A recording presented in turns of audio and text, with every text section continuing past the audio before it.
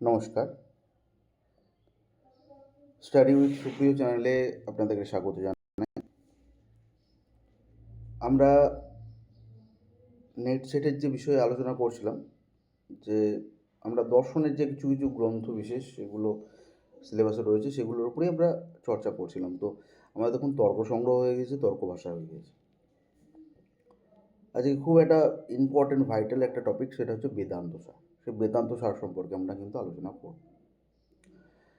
ঠিক আছে, সেই বেদান্ত সার দেখুন, প্রথমেই বলা হচ্ছে যে বেদান্ত সার এবং বেদান্ত দর্শনের যে ভূমিকা কি না, বেদান্ত জিনিসটা কি?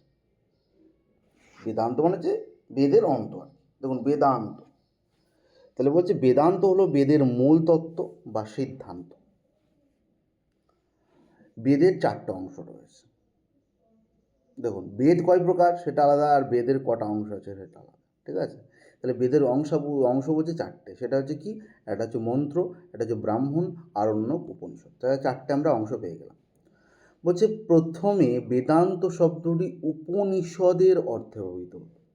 তাহলে দেখুন বেদান্ত বলতে আগে কি অর্থে ব্যবহৃত হতো, সেটা বলছে যে বেদান্ত মানে বলতে কিন্তু উপনিষদের অর্থে কিন্তু এটা ব্যবহার করা হতো। উপনিষদ হচ্ছে বেদের শেষ অংশ। মানে এই শেষ অংশ হওয়ায় এগুলোকে কী বলছে, বেদান্ত বলা হয়। তাহলে বেদান্ত কেন বলছে, বলছে উপনিষদ হচ্ছে বেদের একদম শেষ অংশ। বেদের যেগুলো গ্রন্থ বিশেষ রয়েছে, মানে বেদে যে কিছু আলোচনা হয়েছে তার মধ্যে উপনিষদ একদম শেষে রয়েছে। সেই জন্য সেই উপনিষদকে কী বলছে, বেদের শেষ অংশ হয়, এটাকেই বেদান্ত বলা হয়। তাহলে উপনিষদকে কী বলছে, আর কি বলা হতে পারে, বলছে উপনিষদকে অধ্যাত্মবিদ্যা বা ব্রহ্মবিদ্যাও বলা হয়ে থাকে। এবং বেদের শেষ অংশ হওয়ার কারণে একে বেদান্ত বলা হয়, আগেই বললাম। তো সেই জন্য সেই প্রসঙ্গে বলছি কি, বেদান্ত নাম, বেদান্ত যদি আমাদের আপনাদের সংস্কৃত ডেফিনেশন চাই, তাহলে কি বলবেন, যে বেদান্ত নাম উপনিষদ তৎ প্রমাণম। ঠিক আছে, এবার বেদান্ত নাম শূন্যস্থান দিয়ে দিতে পারে। ঠিক আছে, বা শূন্যস্থান আগে দিতে পারে ড্যাশ নাম, মানে উপনিষদ প্রমাণম। ঠিক আছে, এই সংজ্ঞা অনুযায়ী উপনিষদকে প্রমাণ রূপে গ্রহণ করে যে শাস্ত্র গড়ে উঠেছে। তাহলে এই সংজ্ঞা অনুযায়ী, এই যে আমাদের ডেফিনেশন, এই ডেফিনেশন অনুযায়ী কি বলছে, উপনিষদকে আমাদেরকে যে উপনিষদকে আমরা প্রমাণরূপে যদি গ্রহণ করি, তাহলে গ্রহণ করে কি বলছে, যে শাস্ত্র গড়ে উঠেছে। ঠিক আছে, সেই শাস্ত্রকে কি বলা হচ্ছে না, বেদান্ত দর্শন বলা হচ্ছে। বেদান্ত দর্শনকে প্রথম কি হচ্ছে, সুসংগঠিত রূপ কে দেন, বলছে বাদরায়ণ। আচার্য বাদরায়ণ কি হচ্ছে, সব থেকে প্রথমে প্রশ্ন হতে পারে যে বেদান্ত দর্শনের প্রথমে সুসংগঠিত রূপকে প্রদান করেন। ঠিক আছে, তাহলে বলবেন যে আচার্য বাদরায়ণ। তিনি ব্রহ্মসূত্র নামক গ্রন্থ রচনা করেন। তিনি কি রচনা করেছিলেন না, ব্রহ্মসূত্র নামক গ্রন্থ রচনা করেছিলেন। তাহলে ব্রহ্মসূত্র কার রচনা, বাদরায়ণ। এই জন্য তাকে বেদান্ত দর্শনের প্রতিষ্ঠাতা বা প্রণেতাও বলা হয়ে থাকে। পণ্ডিতদের মতে কি বলছে, তার সময় প্রায় খ্রিস্টপূর্ব 400 বছর, এবং মহর্ষি বদর এর বংশধর হওয়ায় তার নাম বাদরায়ণ। ঠিক আছে, তাহলে বাদরায়ণ নামকরণ কোথা থেকে হলো বা কীভাবে হলো, বলছে মহর্ষি বদরের বংশধর, মানে বদরের বংশধর হওয়ার কারণে তার নাম কি বলছে, বাদরায়ণ এরকম বলা হচ্ছে। ব্রহ্মসূত্র বিষয়ে আর কি বলছে দেখুন, যে আচার্য বাদরায়ণ রচিত কি ব্রহ্মসূত্র। তাহলে কি বলছে, আচার্য বাদরায়ণ বেদান্ত দর্শনের প্রসিদ্ধ গ্রন্থ ব্রহ্মসূত্র রচনা করেছে। ঠিক আছে, তাহলে আমরা দেখতে পাচ্ছি যে ব্রহ্মসূত্র তার রচনা, বেদান্ত দর্শনের প্রসিদ্ধ গ্রন্থ। এতে কটা কি আসে দেখুন, বলছে যে এতে 4টি অধ্যায় আমরা পাচ্ছি। কিসে না, ব্রহ্মসূত্রে 4টি অধ্যায় আছে, 16টি পাদ রয়েছে, 192টি অধিকরণ রয়েছে, 555টি সূত্র রয়েছে। খুবই ইম্পর্টেন্ট। ঠিক আছে, মানে খুবই ইম্পর্টেন্ট এটা। তাহলে হচ্ছে যে মানে ব্রহ্মসূত্রের গ্রন্থ বিশেষের একটু পরিচয় জিজ্ঞাসা করে, যে কতগুলি অধ্যায় আছে, কতগুলি পাদ আছে, কতগুলি অধিকরণ আছে, কতগুলি সূত্র আছে, এগুলো কিন্তু আমাদেরকে জিজ্ঞেস করতে পারে। আর একটা জিনিস যেটা খুবই গুরুত্বপূর্ণ, দেখুন নিচে দেওয়া আছে যে ব্রহ্মসূত্রকে আর কি কি নামে অভিহিত করা হয়। আপনাকে ঘুরিয়ে প্রশ্ন হতে পারে যে কোনো একটা বলে দিল যে ব্যাস সূত্র বা শারীরিক সূত্র, এটা কাকে বলা হচ্ছে। ঠিক আছে, বা ব্রহ্মসূত্র অপর নাম কি বলে 3-4টে অপশন দিল, যেটা সঠিক সেটা বলবেন। বা এর মধ্যে মানে এরকমও দিতে পারে যে এর মধ্যে কোনটা ব্রহ্মসূত্রের নামান্তর নয়। তো দেখুন আমরা দেখছি নামান্তরগুলো দেখছি, বলছে যে উত্তর মীমাংসাও বলা হচ্ছে ব্রহ্মসূত্রকে। আর কি বলা হচ্ছে, বলছে বাদরায়ণ সূত্র বলা হচ্ছে, ব্রহ্মমীমাংসা বলা হচ্ছে, বেদান্ত সূত্র বলা হচ্ছে, ব্যাস সূত্র বলা হচ্ছে, শারীরিক সূত্র বলা হচ্ছে। তাহলে আমরা কী কী পেলাম? উত্তর মীমাংসা, বাদরায়ণ সূত্র, ব্রহ্মমীমাংসা, বেদান্ত সূত্র, ব্যাস সূত্র, শারীরিক সূত্র। তাহলে এগুলো হচ্ছে আমাদের বেদান্ত সারের নামান্তর। ঠিক আছে। এছাড়াও কি বলছে, এই গ্রন্থে বৃহদারণ্যক, ছান্দোগ্য, কৌশিতকী, ঐতরীয়, মুন্ডক, প্রশ্ন, শ্বেতাশ্বতর প্রভৃতি উপনিষদের বাক্যের উপর আলোচনা করা হয়েছে। তাহলে বেদান্ত সারে কোন উপনিষদের, মানে যেগুলো উপনিষদ রয়েছে সেই বাক্যগুলোর উপরে মূলত আলোচনা করা হয়েছে। সেটা কি না বলছে, এই গ্রন্থে বৃহদারণ্যক, ছান্দোগ্য, কৌশিতকী, ঐতরীয়, মুন্ডক, প্রশ্ন, শ্বেতাশ্বত প্রভৃতি উপনিষদের উপর কী হয়েছে, উপর আলোচনা করা হয়েছে, বাক্যের উপর আলোচনা করা হয়েছে। ব্রহ্মসূত্রের বিষয়বস্তু কি বলছে, যে দেখুন ব্রহ্মসূত্রের আমরা জানি যে ব্রহ্মসূত্র কি রয়েছে, যে 4টে অধ্যায়ে আমরা কিন্তু বিভক্ত পেলাম। তাহলে সেই ব্রহ্মসূত্র প্রথম অধ্যায় কি বলছে, স্পষ্ট, অস্পষ্ট ও এবং সন্দেহজনক শ্রুতি বাক্যগুলিকে ব্রহ্মের সাথে সমন্বয় করা হয়েছে। তাহলে প্রথম অধ্যায়ে আমরা দেখতে পাই যে কি আলোচনা করা হয়েছে না, স্পষ্ট হোক, অস্পষ্ট হোক এবং সন্দেহজনক যেগুলো, ঠিক আছে, সেই শ্রুতি বাক্যগুলোকে কী বলছে, ব্রহ্মের সাথে কিন্তু সমন্বয় সাধন করা হয়েছে প্রথম অধ্যায়। দ্বিতীয় অধ্যায় কী হয়েছে, যে অন্যান্য দর্শনের মত খণ্ডন করা হয়েছে এবং যুক্তির মাধ্যমে বেদান্ত মতের প্রতিষ্ঠা করা হয়েছে। তাহলে বাকি দর্শন যে কিছু বলে থাকুক, সেটা যদি মানে সেটাকে খণ্ডন করেছে, যে দেখুন এটা নয়, যে তার মতাপেক্ষ যেটা মানে বেদান্ত দর্শনের যে মতাপেক্ষ অন্য দর্শনকে খণ্ডন করে সেটা কিন্তু করা হয়েছে। তৃতীয় অধ্যায় কি বলছে, বলছে জীব ও ব্রহ্মের স্বরূপ বর্ণনা করে এবং মুক্তির বাহ্য অন্তরঙ্গ সাধন আলোচনা করা হয়েছে। তাহলে জীব আর ব্রহ্ম যেটা, তাদের স্বরূপ আলোচনা করা হয়েছে এবং মুক্তির যে পথ, বাহ্য ও অন্তরঙ্গ সাধন কীভাবে সম্ভব, ঠিক আছে, সেটাই বলছে, আলোচনা করা হয়েছে। চতুর্থ অধ্যায় কি বলছে, যে জীবন মুক্তি, জীবের কীভাবে মুক্তি ঘটতে পারে, জীবের উৎক্রান্তি এবং সগুণ নির্গুণ উপাসনা সম্পর্কে কিন্তু আলোচনা আমরা দেখতে পাচ্ছি। ব্রহ্মসূত্রের বিভিন্ন ভাষ্য, বলছে ব্রহ্মসূত্রের উপর অনেক আচার্য কী রচনা করেছেন, ভাষ্য রচনা করেছেন। তাহলে কে কী ভাষ্য, এইগুলো কিন্তু খুব ইম্পর্টেন্ট। ঠিক আছে। যে দেখুন প্রথমেই আমরা যার নাম পাচ্ছি সেটা হচ্ছে শঙ্করাচার্য। শঙ্করাচার্য তার উপর কী ভাষ্য, মানে ব্রহ্মসূত্রের উপর কী ভাষ্য লিখেছেন না, শারীরিক ভাষ্য, শারীরক ভাষ্য।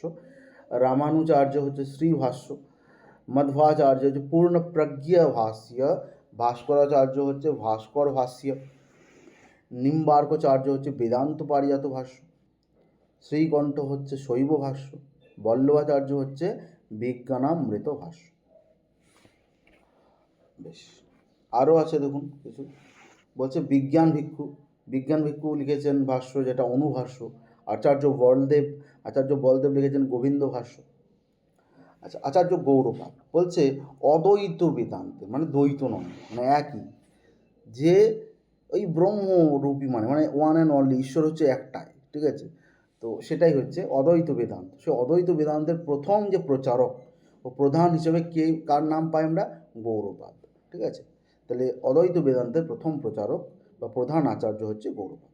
পণ্ডিতদের মধ্যে তিনি খ্রিস্টপূর্ব 2য় শতকের পূর্বভাগে তিনি ছিলেন এবং বলা হচ্ছে তিনি মান্ডুক্য উপনিষদের উপর বিখ্যাত মান্ডুক্য কারিকা গ্রন্থ রচনা করেছেন। তাহলে দেখুন কি গ্রন্থ বিশেষ তিনি রচনা করেছেন, বলছে তিনি মান্ডুক্য উপনিষদ বলে একটা উপনিষদ রয়েছে, সেই উপনিষদের উপর কী বলছে, যে মান্ডুক্য নামে একটা কারিকা গ্রন্থ কিন্তু তিনি রচনা করেছেন। তার কারিকায় অদ্বৈতবাদের যে তত্ত্ব বীজ রূপে পাওয়া যায়। আমরা জানি যে তার যে কারিকা বলতে কি মান্ডুক্য কারিকা, সেই কারিকায় কি যে অদ্বৈতবাদের যে তত্ত্ব বীজ রূপে আমরা পেয়ে থাকি। তারপরে কি করেছেন না, শঙ্করাচার্য সুস্পষ্টভাবে আপনার কাছে আপনাদের কাছে ব্যাখ্যা করেছে, ঠিক আছে। গৌড়পাদের শিষ্য এবং শঙ্করাচার্যের গুরু ছিলেন আচার্য গোবিন্দপাদ। তিনি নর্মদা নদীর তীরে বাস করতেন এবং একজন বিশিষ্ট পণ্ডিত ছিলেন। আচার্য শঙ্কর কি বলছে দেখুন, বলছে শঙ্করাচার্য অদ্বৈতবাদের প্রথম প্রবর্তক, ঠিক আছে। অদ্বৈতবাদের প্রথম প্রবর্তক হচ্ছেন কে না, শঙ্করাচার্য। বলছে অদ্বৈত মতকে সাংকর মত বা সাংখ্য দর্শন বলা হয়, ঠিক আছে। তাহলে সাংকর মত বা সাংকর দর্শন কাকে বলা হয়, কোন মতকে বলা হয়, তাহলে অদ্বৈত মতকে, এটা মনে রাখবে, ঠিক আছে। ব্রহ্মসূত্রের ভাষ্যগুলির মধ্যে শঙ্কর ভাষ্য, শারীরক ভাষ্য সবচেয়ে প্রাচীন। তার সবথেকে প্রাচীন ভাষ্য কোনটা? না হচ্ছে ব্রহ্মসূত্রের উপর শঙ্করাচার্যকৃত শারীরক ভাষ্য সবথেকে হচ্ছে প্রাচীন ভাষ্য। তার জন্ম হচ্ছে 788 খ্রিস্টাব্দে কেরালার পূর্ণা নদীর তীরে কালারি গ্রামে কিন্তু হয়েছিল। তাহলে জন্ম কবে পাচ্ছি? না 788 খ্রিস্টাব্দে কেরালার পূর্ণা নদীর তীরে। পিতার নাম কী ছিল? শিবগুরু। মাতার নাম সুভদ্রা। তাহলে আমরা পাচ্ছি পিতার নাম পাচ্ছি শিবগুরু, মাতার নাম সুভদ্রা। ভগবান শঙ্করের আরাধনায় পুত্র প্রাপ্তি হয়, তার নাম হয়েছে শঙ্কর। তাহলে দেখুন, ভগবান শঙ্করের কাছে প্রার্থনা জানানো হয়েছিল এবং সেই পুত্র প্রাপ্তি হয়, তারই নাম রেখে দেওয়া হয় যে শঙ্কর, যেহেতু শঙ্করের আরাধনায় তার পুত্রপ্রাপ্তি হয়েছিল। অল্প বয়সে তিনি অসাধারণ প্রতিভা ও স্মৃতিশক্তির অধিকারী তিনি ছিলেন। 7 বছর বয়সেই তিনি বেদাঙ্গ অধ্যয়ন সম্পন্ন করতেন। তাহলে মাত্র 7 বছর বয়স, তার মধ্যে কি বলছে? তিনি বেদান্ত, বেদ সব কিন্তু অধ্যয়ন করতে শুরু করেন, সম্পূর্ণ করে দেন। তার নামে প্রায় 272টি গ্রন্থ প্রচলিত আছে, যদিও সবগুলি তার লেখা কিনা, তার স্বয়ং লেখা কিনা সেটা কিন্তু বলা একটু সন্দেহজনক, কিংবা নিশ্চিত নয়। শঙ্করাচার্যের দেখুন, শঙ্করাচার্য মূল মত, যেটা খুব ইম্পর্টেন্ট, শঙ্করাচার্য মূল মত হিসেবে কি বলছেন? না বলছে ব্রহ্ম সত্যং জগৎ মিথ্যা। বলছে ব্রহ্মই একমাত্র সত্য, জগৎ মিথ্যা। এই প্রতিষ্ঠার জন্য তিনি কি বলছে? মায়াবাদ। এই মতবাদকে মায়াবাদ বলা হয়, ঠিক আছে? এই যে ব্রহ্ম সত্য জগৎ মিথ্যা, এইরূপী যে আলোচনার বিষয়, এই যে প্রতিষ্ঠা, এই যে মত, এই মতকে মায়াবাদ বলা হয়, ঠিক আছে? তার মতে দৃশ্যমান জগৎ ব্রহ্মের বিবর্তমান। বিবর্তমান না, যেটা বিবর্তিত হয়ে যায়, পরিবর্তন হয়ে যায়, যে আমরা যেটা দেখতে পাচ্ছি। দৃশ্যমান মানে কি? যেটা আমরা দেখতে পাচ্ছি, হ্যাঁ, সেটা জগৎ, সেই দৃশ্যমান জগৎ বলছে ব্রহ্মের, ব্রহ্মের দ্বারাই সৃষ্ট, সেটা আলাদা কিছু নয়। যেমন কি বলছে এটাও আমাদের কাছে ভ্রম মাত্র। যেমন রজ্জুকে সাপ বলে মনে হওয়ার ভ্রম, তেমনি ব্রহ্মই জগতের ভ্রম। দেখো, এই বিষয়টা বলছে যে আপনি ধরুন রাস্তার মধ্যে একটা দড়ি পড়ে আছে, আপনি দেখছেন সেই দড়িটা হয়তো হাওয়ার কারণে কী হচ্ছে, একটু নড়ছে, বা এমনভাবে আকৃতিভাবে পড়ে আছে যেন মনে হচ্ছে সাপ। কিন্তু এই সাপটা আপনার কতক্ষণের জন্য মনে হবে? 1 সেকেন্ড, 2 সেকেন্ড, 3 সেকেন্ড, তারপরে তো আপনার ভুলটা ভেঙে যাবে। বলছে জগৎ হচ্ছে এরকম। বলছে ব্রহ্মই হচ্ছে সত্য, এই জগৎ হচ্ছে ওই সাপের মতো আমাদের কাছে ভ্রম, আর কিছুই না। তিনি আত্মাকে স্বতঃসিদ্ধ বলে, নিজের দ্বারা সিদ্ধ বলে আলোচনা করেন, মনে করেন। শঙ্করাচার্যের পরবর্তী আচার্য যারা রয়েছে তার মধ্যে কে বলছে? পদ্মপাদাচার্য। বলছি শঙ্করাচার্যের প্রথম শিষ্য, তার পূর্ব নাম, আগের নাম কি ছিল? সনন্দন। তিনি দক্ষিণ ভারতের চোল দেশে জন্মগ্রহণ করেন, ঠিক আছে? তাহলে শঙ্করাচার্যের প্রথম শিষ্য, তার আগের নাম কি ছিল? সনন্দন। তিনি দক্ষিণ ভারতের চোল দেশে কিন্তু জন্মগ্রহণ করেছিলেন। মণ্ডন মিশ্র সুরেশ্বরাচার্য, তিনি কি বলছেন? এখানে আমার বোল্ড করা হয়নি লাইনটা, এটা আর একটা নাম, ঠিক আছে? মণ্ডন মিশ্র বা সুরেশ্বরাচার্য। বলছে তিনি রেবা নদীর তীরবর্তী মাহেশমতি নগরের বাসিন্দা ছিলেন। তিনি সবচেয়ে সময়ের বড় পণ্ডিত, সেই সময়ের সবথেকে বড় পণ্ডিত এবং পূর্ব মীমাংসক তিনি কিন্তু ছিলেন। বাচস্পতি মিশ্র, বাচস্পতি মিশ্র তো খুব একটা ফেমাস একজন ব্যক্তি। তো বলছে যে তাঁর জন্মস্থান কোথায়? বলছে মিথিলা নামে ধরে নেওয়া হয়। তাই তার জন্মস্থান কোথায় হয়েছিল? না মিথিলাতে। তিনি অদ্বৈত মতের একজন প্রধান আচার্য ছিলেন। তিনি শঙ্কর ভাষ্যের উপর কী টিকা লিখেছিলেন? এটা বলতে পারে যে ভামতী টিকা কার লেখা? ঠিক আছে, তাহলে বলবো বাচস্পতি মিশ্রের। কোথায় লিখেছেন? বলছে শঙ্কর ভাষ্যের উপর। শঙ্কর ভাষ্যের উপর আলোচনা করতে গিয়ে তিনি কিন্তু এই ভামতী টিকাটা কিন্তু রচনা করেছেন। তাহলে এগুলো একটু ওপর আলোচনা, এবং বেদান্ত সার যে গ্রন্থ বিষয় সেটা নিয়ে আমরা এবার চলে যাই। না, এই যে বেদান্ত সার, সেটা কে রচনা করেছেন? সেটা যেমন আমরা দেখলাম, দেখুন তর্ক সংগ্রহ অন্নম ভট্টের রচনা, তাই তো? তর্ক ভাষা কে রচনা করেছেন? কেশব মিশ্র। এবার আমরা পাবো বেদান্ত সারকে রচনা করেছেন না সদানন্দ যোগীন্দ্র, তিনি কিন্তু রচনা করেছেন। তো সেই প্রসঙ্গে কি বলা হচ্ছে? যে আচার্য সদানন্দ যোগীন্দ্র অদ্বৈত বেদান্তকে সহজ ভাষায় ব্যাখ্যা করার জন্য কি করেছেন? না বেদান্ত সার নামক প্রকরণ গ্রন্থ রচনা করেছেন। তাহলে এটা প্রশ্ন হতে পারে যে কে রচনা করেছেন? বেদান্ত সার কী ধরনের গ্রন্থ? তাহলে বেদান্ত সার হচ্ছে কী ধরনের গ্রন্থ? না প্রকরণ গ্রন্থ। পণ্ডিতদের মতে তার সময়, দেখুন পণ্ডিতদের মতে তার সময় বলছে যে 1600 শতকের প্রথমার্ধ। 1600 শতকের প্রথমার্ধ হচ্ছে পণ্ডিতদের মতে তার সময়কাল। এই গ্রন্থে বেদান্ত দর্শনের মূল তত্ত্ব সহজভাবে কী হয়েছে আমাদের কাছে উপস্থাপিত করা হয়েছে। বেদান্ত পরিভাষা বলছে আচার্য ধর্মরাজ অধ্বরেন্দ্র বেদান্ত পরিভাষা নামক গ্রন্থ কি করেছিলেন, যে গুরুত্বপূর্ণ গ্রন্থ রচনা করেছেন। তার যে সময় ধরা হচ্ছে সময়কাল, মানে আচার্য মানে ধর্মরাজ অধ্বরেন্দ্রের বলছে যে 17 শতকের শুরু আর কি, 17 শতকের শুরুতেই তার মানে সময়কাল মনে করা হচ্ছে। বেদান্ত দর্শন বিশেষত অদ্বৈত বেদান্ত একমাত্র ব্রহ্মকে সত্য নিত্য সর্বোচ্চ তত্ত্ব হিসেবে গ্রহণ করে। ঠিক আছে, তাহলে বেদান্ত দর্শন কী করছেন, বেদান্ত দর্শন বিশেষত বলছে অদ্বৈত বেদান্ত। ঠিক আছে, বেদান্ত দর্শন অদ্বৈত বেদান্ত একমাত্র ব্রহ্মই সত্য নিত্য সর্বোচ্চ তত্ত্ব হিসেবে কিন্তু মনে করছেন, গ্রহণ করছেন। এই জন্য বেদান্ত দর্শনের সূচনা হয় ব্রহ্ম জিজ্ঞাসা দিয়ে। সেই জন্য দেখুন ব্রহ্মসূত্রের প্রথমেই রয়েছে যে আপনি যখন ব্রহ্মসূত্র খোলেন তাহলে সেখানে লেখা থাকবে যে অথাত ব্রহ্ম জিজ্ঞাসা। ঠিক আছে, অথাত ব্রহ্মে জিজ্ঞাসা, ব্রহ্মসূত্র। এগুলো আমাদেরকেও পড়তে হয়েছিল, মানে আমি যেহেতু যাদবপুর থেকে এমএ পড়েছি যখন, তখন আমি ব্রহ্মসূত্র গ্রন্থ আমাকে পড়তে হয়েছিল। মানে আমি ইন্ডিয়ান ফিলোসফির ওপর স্পেশালাইজেশন আমার ছিল, তো সেই জন্য ওই অথাত মানে এই ব্রহ্মসূত্র আমাকে পড়তে হয়েছে পুরোটা। তো বলছে যে অথাত ব্রহ্ম জিজ্ঞাসা, এই ব্রহ্ম জিজ্ঞাসা কি, ব্রহ্ম শব্দটি বৃহধাতু। ঠিক আছে, ব্রহ্ম শব্দটি কোথা থেকে না, বৃহধাতু থেকে, মানে বৃদ্ধি অর্থে, ঠিক আছে, মনিন প্রত্যয় যোগে কিন্তু গঠিত। ব্রহ্ম শব্দের অর্থ, ব্রহ্ম শব্দটি বৃহধাতু থেকে উৎপন্ন হয়। ঠিক আছে, মাথায় রাখবেন যে ব্রহ্ম যে শব্দটি কোথা থেকে উৎপন্ন হয়েছে না, বৃহধাতু থেকে উৎপন্ন হয়েছে। এর অর্থ হলো মহান। ঠিক আছে, এর অর্থ কি বলছে, যে ব্রহ্ম শব্দটির অর্থ হচ্ছে মহান, সর্বব্যাপী, সীমাহীন, সর্বোচ্চ, মহিমামুক্ত যে তত্ত্ব, তাকে কি বলা হচ্ছে, তাকেই বলছে ব্রহ্ম। ব্রহ্মনাথ ব্রহ্মিয়া, এই ব্যুৎপত্তি অনুসারে দেশ কাল বস্তু দ্বারা যাকে সীমাবদ্ধ করা যায় না। দেখুন আপনি যাকে সীমাবদ্ধ করতে পারবেন না, কার দ্বারা না, দেশ বলুন, কাল বলুন, হ্যাঁ, বস্তুর দ্বারা আপনি যাকে সীমাবদ্ধ করতে পারবেন না, এমন নিত্য তত্ত্বই, ঠিক আছে, যেটা ধ্বংস করা যায় না, সেরকম তত্ত্বকে কী বলছে, সেই তত্ত্বই হচ্ছে ব্রহ্ম।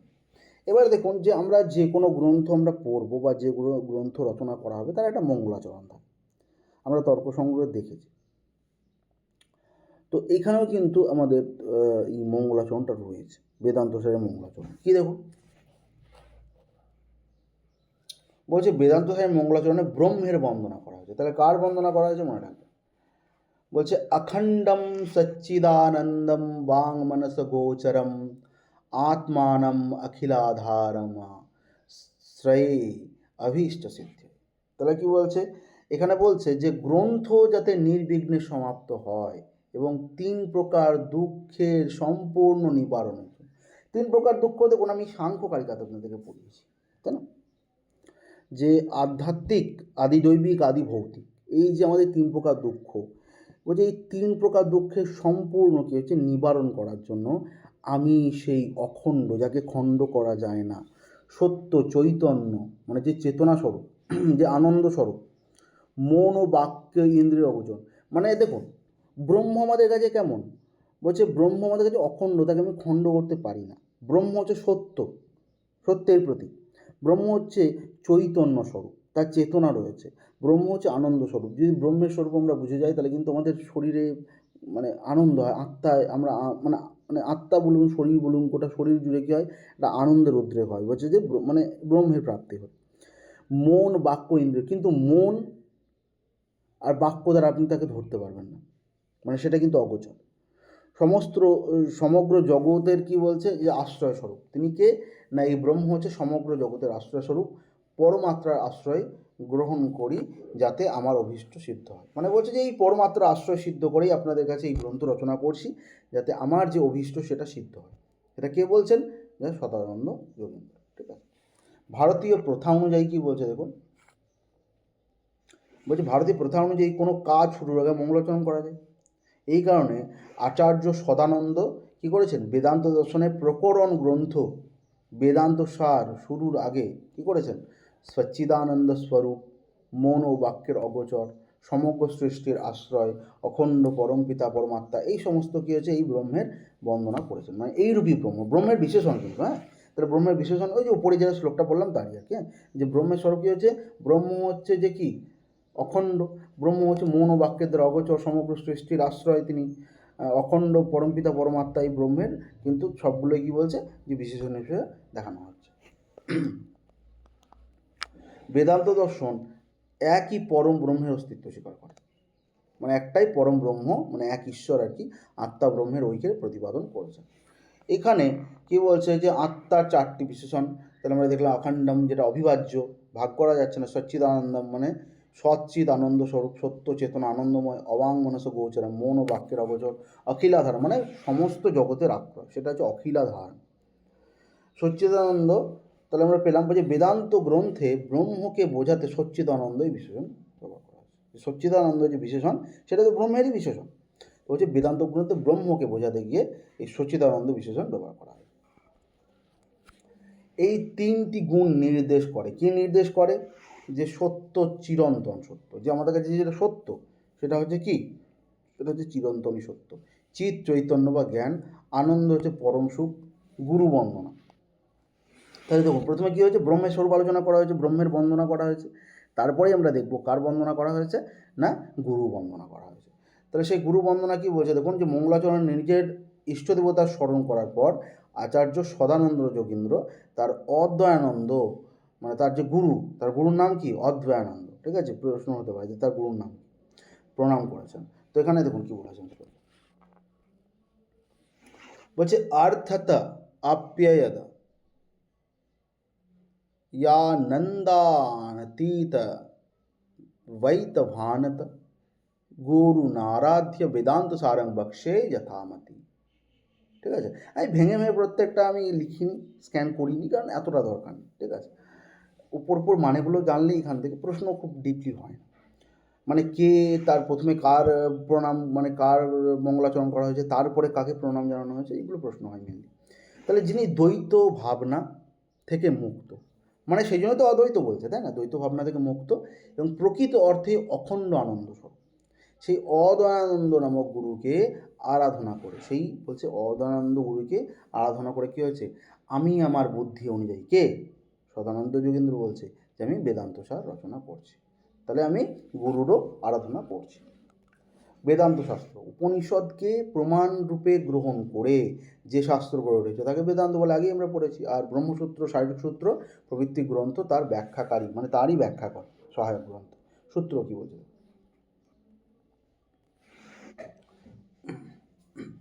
বলছে বেদান্ত নাম তৎ, वेदांत नाम उपनिषद तत्प्रमाणम तदुपकारिणी शारीरिक सूत्रादीनी च। অর্থাৎ কি বলছে, যে উপনিষদ প্রমাণ রূপ যে শাস্ত্র সেটি হচ্ছে বেদান্ত, শারীরিক প্রবৃত্তি সূত্র প্রবৃত্তি দ্বারা সহায়ক ব্যাখ্যা গ্রন্থ এগুলো। বেদান্ত শাস্ত্রের গঠন সম্পর্কে বলছে দেখুন, যে উপনিষদ যে প্রমাণ, আমাদের কাছে উপনিষদ হচ্ছে প্রধান শাস্ত্র বা প্রমাণ, ব্রহ্মসূত্র হচ্ছে ব্যাখ্যামূলক সহায়ক গ্রন্থ, মানে এই যে বেদান্ত শাস্ত্র তারই সহায়ক গ্রন্থ, ব্রহ্মসূত্র সহায়ক। এবার দেখুন আমরা হচ্ছে অনুবদ্ধ চতুষ্টয় সম্পর্কে বলব, যে বেদান্ত শাস্ত্রে এই অনুবদ্ধ চতুষ্টয় কী, বা অনুবন্ধ বলতে পারেন, অনুবন্ধ। তাহলে অধিকারী বিষয় সম্পর্ক প্রয়োজন, এই সম্পর্কটাকে দিয়েছি সম্বন্ধও বলা হয় এটা, ঠিক আছে, মানে সম্বন্ধ মানে তো সম্পর্ক বিশেষ, কিন্তু সম্বন্ধ মানে বইয়ের বেশিরভাগ এটা কিন্তু ওই সম্বন্ধই দেখবেন, ঠিক আছে। তাহলে অধিকারী বিষয় সম্বন্ধ প্রয়োজন। তাহলে এখানে কি বলছে, যে দেখুন তত্রানুবন্ধ নাম অধিকার বিষয় সম্বন্ধ প্রয়োজন, মানে চারটেই মানে এই চারটে দিল অনুবন্ধ চতুষ্টয়, তত্র অনুবন্ধ, যে অনুবন্ধের নামগুলো কি, অধিকারী বিষয় সম্বন্ধ প্রয়োজন। অধিকারী কি বলছে, বেদান্ত অধ্যয়নের যোগ্য ব্যক্তি হলেন সেই জিজ্ঞাসু জ্ঞানী ব্যক্তি, যিনি বিধিপূর্বক বেদাঙ্গ অধ্যয়ন করেছেন। তাহলে দেখুন অধিকারী কাকে বলবো, যে বেদান্ত শাস্ত্র কে অধ্যয়ন করবেন, বলছে সেই হচ্ছে বেদান্ত শাস্ত্র পড়ার অধিকারী, সে যে কি বলছে, যে হচ্ছে জিজ্ঞাসু জ্ঞানী ব্যক্তি, মানে যার জিজ্ঞাসা রয়েছে, এবং তিনি জ্ঞানী ব্যক্তি, যিনি বিধিপূর্বক মানে একদম নিয়ম মাফিক কী করেছেন, বেদাঙ্গ অধ্যয়ন করেছেন, বেদের সামগ্রিক অর্থ সাধারণভাবে জেনেছেন তিনি, বলছে এই জন্মে না জানলেও হবে, এই জন্ম বা পূর্বজন্মে কি বলছে যে হয়তো জেনেছেন, বা কাম্য নিষিদ্ধ কর্ম ত্যাগ করেছেন। মানে আমার যে কামনা বাসনারূপী যে কর্ম, যে আমি এটা করলে এটা পাবো, এই রকম কামনা তার মন থেকে বলছে দূর করে দিতে হবে। এই যে বা নিষিদ্ধ, যেমন হচ্ছে ব্রহ্ম হত্যা ইত্যাদি, এগুলো দেখুন পড়বো আমরা পরেও। তো এই যে নিষিদ্ধ কর্ম সম্পর্কে আলোচনা করা হয়েছে, এগুলো কিন্তু বলছে তিনি ত্যাগ করেছেন। নিত্য নৈমিত্তিক প্রায়শ্চিত্ত উপাসনা কর্ম সম্পাদনের মাধ্যমে কী হয়েছে, পাপ মুক্ত হয়েছেন। ঠিক আছে, যা অন্তঃকরণ অত্যন্ত, যার অন্তঃকরণ কী হচ্ছে, মন যে অত্যন্ত পবিত্র এবং যিনি সাধন চতুষ্টয় সম্পন্ন, এমন ব্যক্তি বেদান্ত দর্শনের অধিকারী। তাহলে বেদান্ত দর্শনের অধিকারী কী কী একটু দেখে নেবেন, যে এরাই হচ্ছে বেদান্ত দর্শনের অধিকারী, যে বেদান্ত দর্শনকে অধ্যয়ন করতে পারে। এবার ধরুন আমরা যে কর্মগুলো বললাম, সেই কর্মগুলোর একটু ডেফিনেশন আমরা একটু দেখি। ঠিক আছে,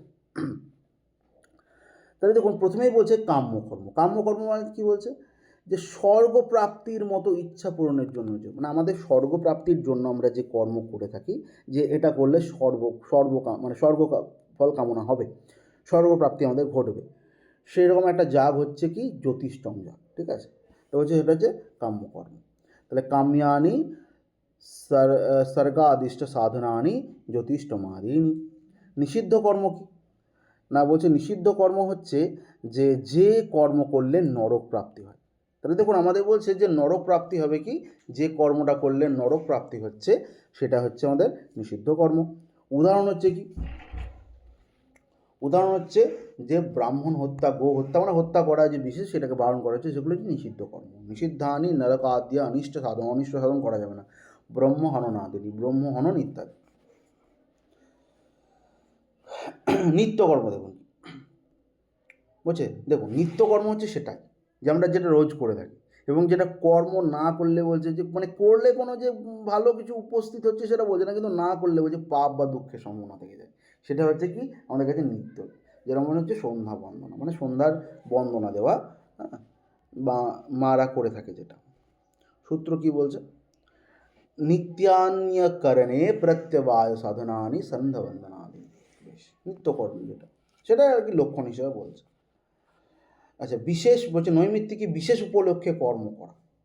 ঠিক আছে, মানে বিশেষের জন্য যেটা করছে সেটা হচ্ছে নৈমিত্তিক কর্ম। যেমন পুত্র জন্মের সময়, মানে পুত্রের জন্মের সময় কী হচ্ছে, জাতেষ্টি যজ্ঞ করা হচ্ছে। ঠিক আছে, সেটা হচ্ছে আমাদের কী আছে, সেটা হচ্ছে আমাদের কাছে নৈমিত্তিক কর্ম। সূত্র কি বলছে, নৈমিত্তিকানি পুত্র জন্মাদয়নুবন্ধিনী জাতেষ্ঠয়াদিনী। বলছে প্রায়শ্চিত্ত কর্ম, পাপ ক্ষয় করার জন্য যে কর্ম। ঠিক আছে, যে আমাদের পাপ ক্ষয়, আমাদের যে পাপ করেছি আমরা, সেটা ক্ষয় করার জন্য কি বলছে, যে কর্ম করা হচ্ছে, সেটা হচ্ছে কি প্রায়শ্চিত্ত কর্ম। উদাহরণ হচ্ছে চান্দ্রায়ণ ব্রত। ঠিক আছে, চান্দ্রায়ণ ব্রত সেটা বলছে। সূত্র কি বলছে, প্রায়শ্চিত্তানি পাপক্ষয় সাধনানি চান্দ্রায়াদিনী। ঠিক আছে, উপাসনা কর্ম কি বলছে, সগুণ ব্রহ্মকে বিষয় করে যে মানসিক ধ্যান বা চিন্তা করা, সগুণ ব্রহ্ম।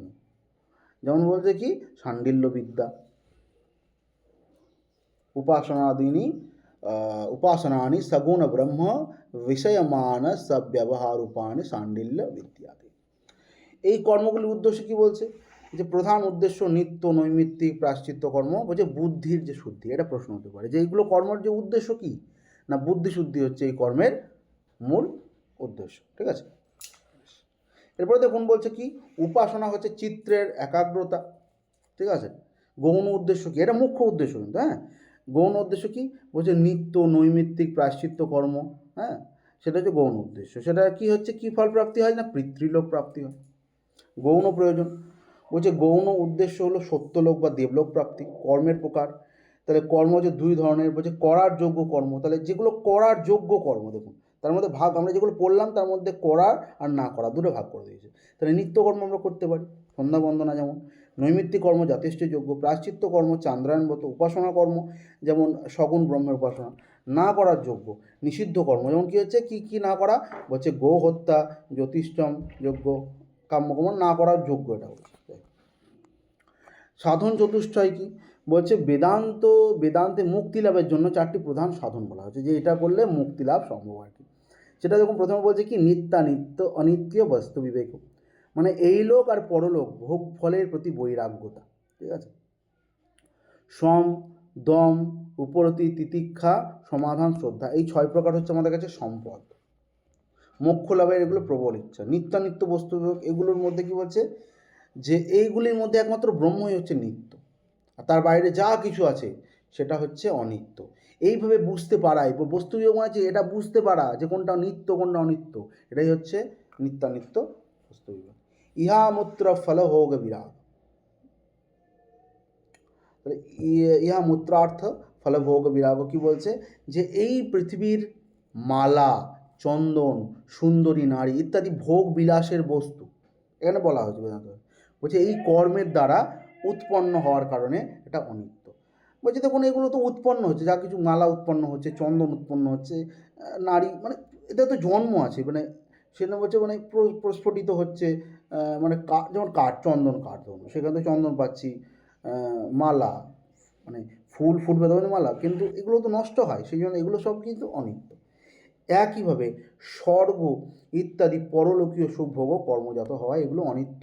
এই কারণে কি বলছে এই সব ভোগ বস্তুর প্রতি গভীর অনাসক্তি বা বৈরাগ্যতায় কি বলছে যেগুলো অনাসক্তি মানে ভোগের প্রতি অনাসক্তি এখানে কি বলছে বা বৈরাগ্যতায় ইহা মূত্রার্থ ফল ভোগ বিরাগ। সাধন চতুষ্টয়ের সংক্ষিপ্ত রূপ তাহলে আমরা দেখতে পেলাম যে নিত্যানিত্য বস্তু বিভাগ হচ্ছে নিত্য অনিত্য বস্তু সম্পর্কে জ্ঞান। ইহামাত্র ফলভোগ বিরাগ কি দেখলাম যে ইহলোক পরলোকের সুখ ভোগের প্রতি বৈরাগ্যতা। সমদমাদি সম্পত্তি সমদম, উপরতি, তিতিক্ষা, সমাধান, শ্রদ্ধা, এই 6 গুণে সম্পন্ন হওয়া। মুমুক্ষতা, মোক্ষ লাভের প্রবল ইচ্ছা যেটা, আর কি সমাধি ষটক সম্পত্তি। সমাধি ষটক সম্পত্তি বলতে 6টি গুণকে বোঝায়। কী কী? সমদম, উপরতি, তিতিক্ষা, সমাধান, শ্রদ্ধা, এগুলো বলছে। এবার এগুলো কি সেগুলো একটু বলছে যে সম সম্পর্কে বলছে দেখুন যে শ্রবণ, মনন, নিধিধ্যাসন। তাহলে শ্রবণ করতে হবে, শুনতে হবে, মনন করতে হবে, মনে রাখতে হবে, নিধি মানে ধ্যানপূর্বক ধ্যান করতে হবে। তাহলে এগুলো ব্যতীত মানে এগুলো ছাড়া অন্যান্য বিষয় থেকে মনকে ফিরিয়ে নেওয়া মানে এইগুলো থাকবে। তাছাড়া সমস্ত কিছু থেকে যখন আমরা মনটাকে সরিয়ে নেবো সেটাকে কী বলছে? সম বলা হচ্ছে। আচ্ছা, এবার আমরা দেখুন